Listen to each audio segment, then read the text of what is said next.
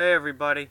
So over the last couple of days we've had some pretty important restricted free agent signings from some pretty big name players and important players to their teams. But before we get to that, I just want to say if you are not yet a subscriber to this channel, please hit that subscribe button.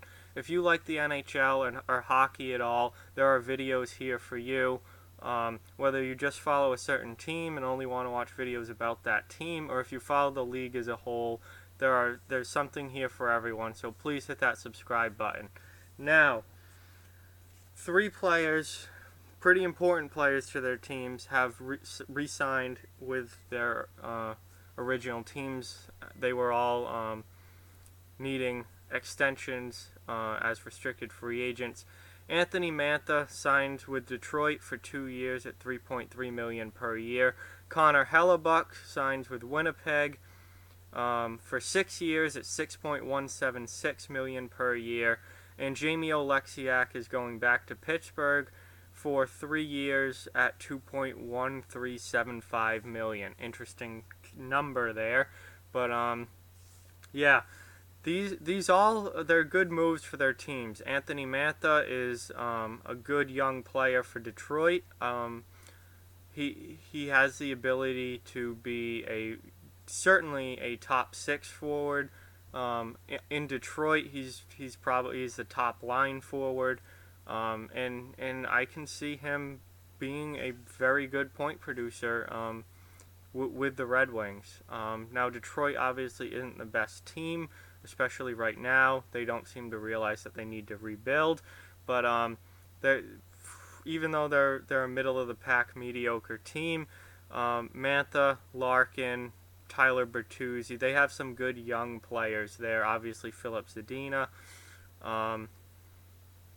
They're in very good shape as far as young talent goes. They continue to overpay veterans, which is a problem for them. But I like Mantha a lot. He's a big body. He's a pretty tough kid, and he certainly has a ton of offensive skill and can be a high quality goal scorer for Detroit. Connor Hellebuyck, there's really not much to say about Connor Hellebuyck. He was a Vezina Trophy candidate last year. He has developed into a really good NHL goaltender. Last year he was an elite NHL goaltender. I think it remains to be seen if he can consistently play at that level or if last year was just a really good year. I think this season's going to tell a lot about that. Does he continue to play at that level or does he drop back a little bit? I certainly don't expect him to fall off the face of the earth and become a bad goaltender, but I don't know if he's going to be a Vezina candidate again this season. We'll just have to wait and see. Obviously, Winnipeg thinks that he's going to be a high-end NHL goaltender for a long time because they gave him a 6-year deal, and honestly, that cap hit of $6.176 million is really not that bad. That's honestly pretty cheap for a goaltender that can play at Hellebuyck's level. I think if Hellebuyck had more seasons like last season under his belt, that number would have been up closer, probably 7.5. But 6.1 is pretty good for a high-end goaltender.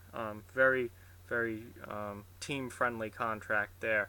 I mean, Hellebuyck could easily have been up to $7 million or over $7 million if last year wasn't his first, elite level year like that. But Winnipeg was smart for locking him up at a cap hit this low, and they've got a very good goaltender now for the next 6 years. Presumably a very good goaltender now for the next 6 years.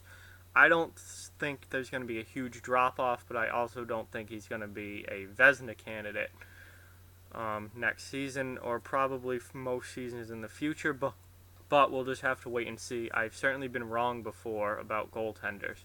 And lastly, Jamie Oleksiak signs with Pittsburgh, 3 years, just over $2 million per year.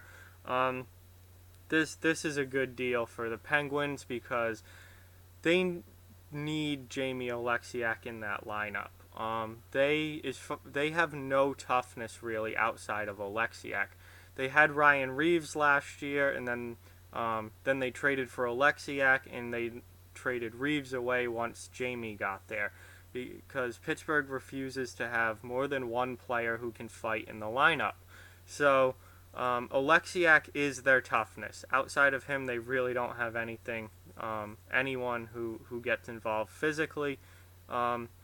So this is a big deal for them because he is a bottom pair defenseman. He's a good bottom pair defenseman. I never understood why Oleksiak was in and out of the lineup in Dallas and got treated the way he did in Dallas. I think he's a more than capable bottom pair defenseman, and he brings a lot to a team, physically and toughness-wise especially. He's not going to score a ton of goals for you. He's not, a good offensive point producer or anything, but he's solid in his own end. He's very, very physical, and he certainly can take on anyone in the league with his size. He's 6'7", 240 pounds. He's a big, big guy, and I don't think he's afraid of anybody, and I think he can protect players in Pittsburgh that need protection, guys like Sidney Crosby and Evgeny Malkin, who you don't want fighting for themselves. You want them being protected by other players. Jamie Oleksiak will do that. So good signing there for Pittsburgh at a very reasonable cost for a bottom pair defenseman. Right around $2 million is fine for a bottom pair defenseman. So three restricted free agents sign, and that's all three will help their teams next year and in the future. So good signings all around. So like, comment, share, subscribe, follow on social media, check out offthewallhockey.com, all those links in the description below. Keep spreading the word about this channel. Let's keep this thing growing. Thank you all so much for watching, and I'll talk to you guys soon.